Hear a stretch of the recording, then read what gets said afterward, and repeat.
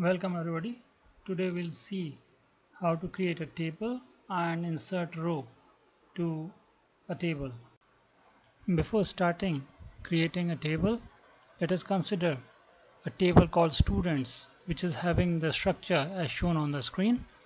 Like it is having some attributes as admission number, name, father name, mother name, date of birth, phone number and admission class, and the data type for the respective column is also being mentioned along with the width, that is the number of characters allowed. The key will be talking later.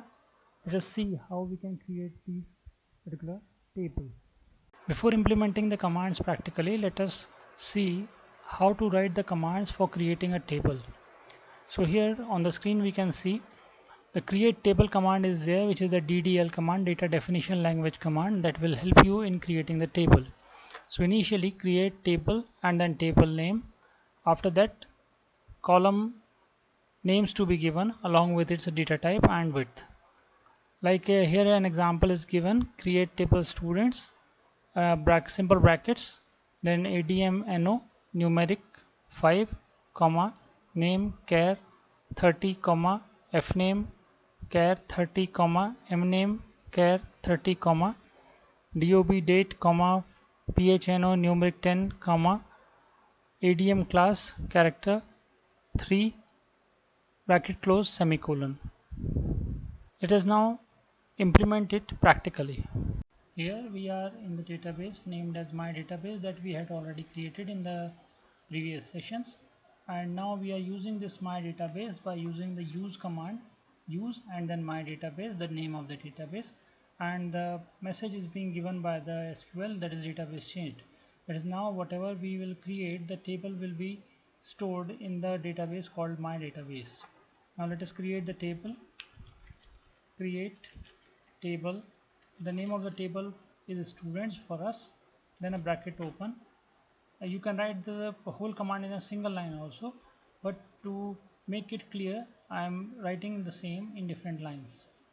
So the first column name was admission number, which is of integer type. The second column is name of the student, say S name, which is having character of up to say 30 alphabets. Then we have the father's name, again say characters up to 30. Then mother's name, M name. After this we are having date of birth, which is having date type, and admission class, which is of character type say 5 characters or 4 characters, and the bracket close, semicolon, enter. So here you can see the query OK, 0 rows affected is being displayed. That means the statement create table student, admission number and everything is worked well and our table is created. Now let us see whether it is really created or not. So to view the list of tables, we have show tables command. With this we can see all the tables that is being created by us. So this is how you can create a table. To view the list of tables that already exist in a database, we have show tables command, and with which we can list all the tables that is being created in the database. Now if suppose there are many tables in a database and we want to see what exactly the schema of the table of a particular type or of a particular name. So for that we are having a command called describe. Now let us see these commands also. Here we have already seen the show tables command that will help you in listing all the tables available in a particular database. Now let us see what was the actual schema of the tables that are already existing in this database. Currently we are having only one table named as students, and we want to see the schema of this particular table. So to view the structure or the scheme of this particular table, we use the command called describe. Describe and the name of the table.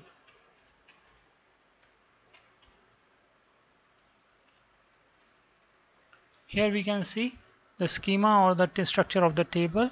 The field name is admission number, S name, F name, M name, DOB, admission class, integer type, character type, date type, and for the null it is shown yes, that is we can leave all these columns as null, and the key column is also left blank. We'll be talking about this later.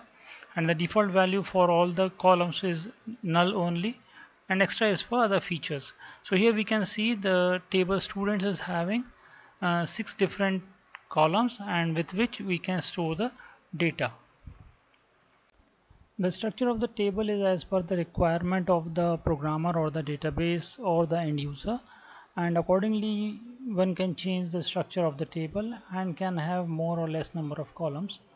Now let us consider inserting the values in the particular table. So we are considering in this particular table students, and we will be inserting the values of admission number, name, and other columns or the attributes. The command used to add rows to a particular table is known as insert into command, and this insert into command will help you in adding more and more rows to the table. So initially insert into table name, values, and the column values to be given separated by commas. There are different forms of insert into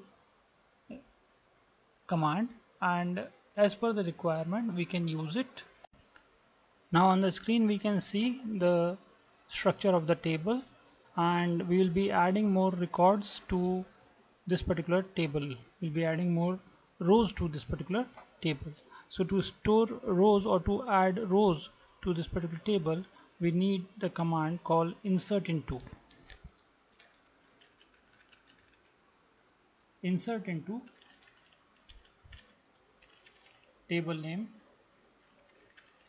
values, then bracket open, and now as we can see admission number, S name, F name, M name, DOB, admission class is there. So for each and every column there must be a certain value, and in case the type of the field is character type or the date type, the data must be within the inverted commas, and if the data is integer type or numeric type, you can directly write the data.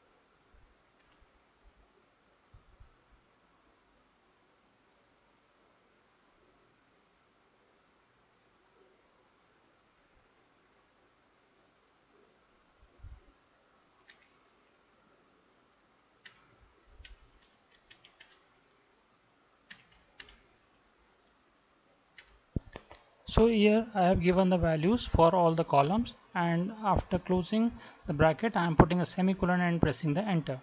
If in case any value is being written wrongly or the wrong format is being used, it will produce an error. So here we see that query OK is being displayed. That means all the value is being inserted to the table students. Now let us see whether it is actually being inserted in the table or not. So to view the data of the table, we have the select query command, and select query is a very nice query that will help you in retrieving all the records.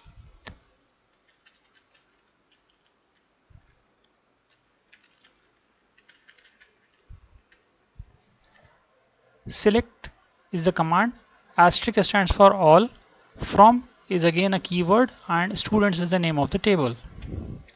So here we can see that in the table we have the first row as 101, Adam, Scott, and so on, and each and every column is being displayed, admission number, student name, then F name, M name, DOB, and so on. Now let us insert one more row and find out whether it is being inserted or not.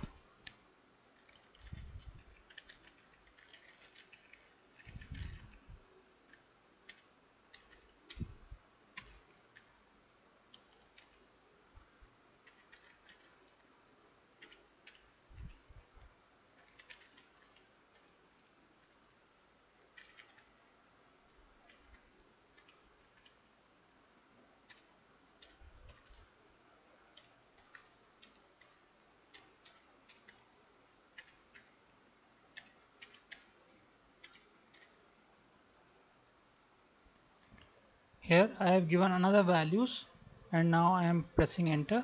So again we can see the query OK command is being displayed, and again we use the same select query command to view whether this 105 record is being inserted or not.